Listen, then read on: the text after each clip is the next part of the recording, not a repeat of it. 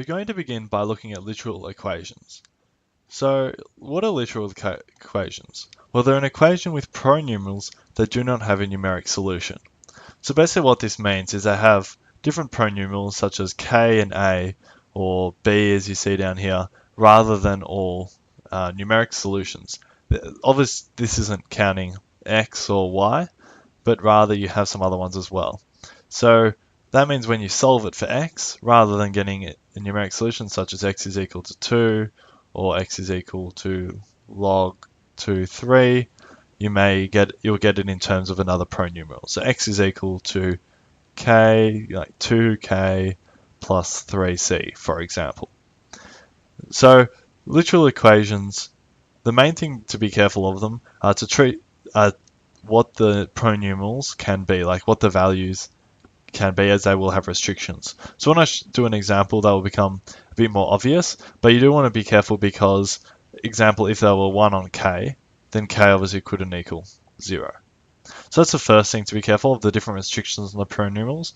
But then apart from that, you just treat them like a normal question, as if they are normal numbers. Try and simplify them down, but obviously you're going to have to leave the pronumerals in the answer. Then you just express x or whatever term you want to solve for in terms of the other pronumerals.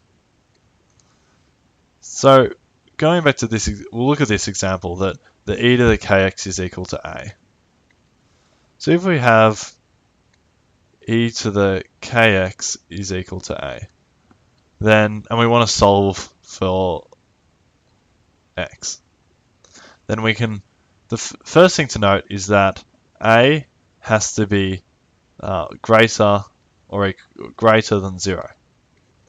And the reason for this is e to the kx has to be greater than 0. We've already spoken about that multiple times. So a has to be greater than 0. So we know that a can't be -4, -3, or it can't be 0. At the moment, k can be all real numbers. So if we take log e of both sides, then we can bring kx down, and then we get kx is equal to log e a. Then x is equal to 1 over k log e a. So we can show that x is equal to 1 over k log e a, where a has to be greater than 0 and k cannot equal 0. And that's for this example. But if you look back at the original equation, k could equal 0, because you could have e to the 0, which is just equal to 1. However, x does not equal this equation if k equals 0. Rather, if k equals 1, then x can be any real number, as any real number times 0 is just going to be 0, so it doesn't affect it. And if k equals 1, then a will also if k equals 0, sorry. So this is if k equals 0. So, yeah, k equals 0, so 0 times any number will be 0. So that's why x can be any real number. However, if k equals 0, then a has to equal 1. But the most important thing is you have this equation here, and you also have to state the limitations. So when you're doing literal equations, do it as if you normally would. However, you do note that you're not going to get numeric solutions, rather you will get it in terms of these other pronumerals. So the second thing I want to talk about in this video is exponential and logarithmic modeling. So with modeling, basically what I'm trying to say is like sort of worded questions.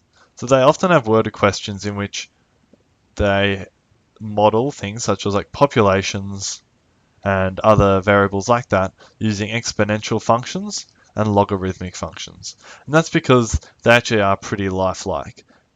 When you have a population decrease, it's unlikely you're going to have a linear decrease, like the certain number of people dying or being born every single year or every single day.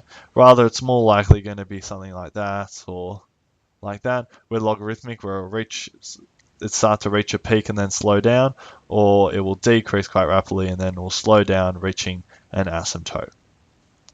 So the best, going through an example and sort of how you approach this question.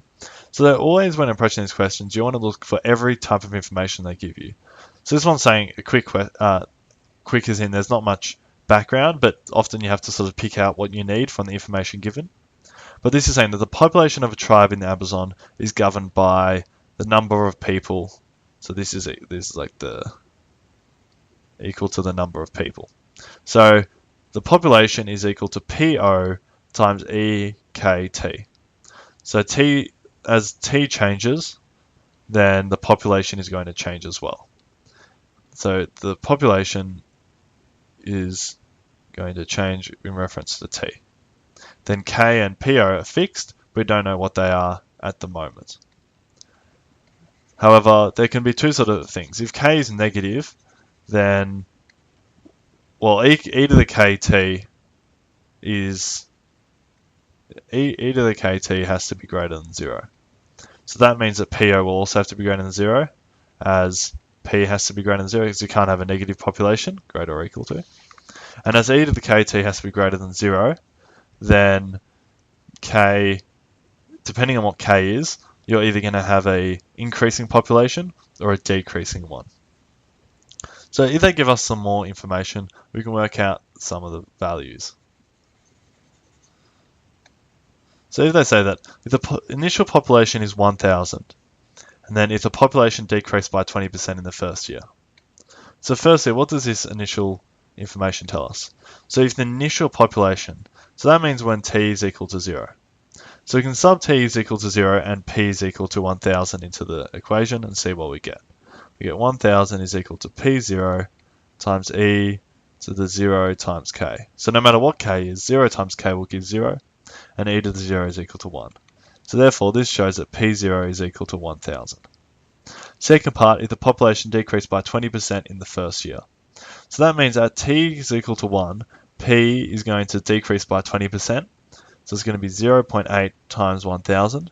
So it's going to give us 800. Not 8,000, 800. So this moving the question. Remember that the equation that governs it is P is equal to P0 times E to the KT. We've worked out what P0 is, so P is equal to 1,000 times E to the KT. We know that T is equal to 1, so 800 is equal to 1,000 E to the KT. So 8 over 10 is equal to E to the KT. We'll take log E of both sides, so log E 4 on 5 is equal to KT. T is equal to 1, therefore K is equal to log E 4 on 5. So then you can sub that back in, and often they'll ask other questions depending on the situation, and you may have to often graph it as well. Main thing when looking at these modeling questions is always to keep in mind the initial equation, sub in what the t-values are, and often they will give you an initial condition, and from that initial condition you can often get one variable straight away.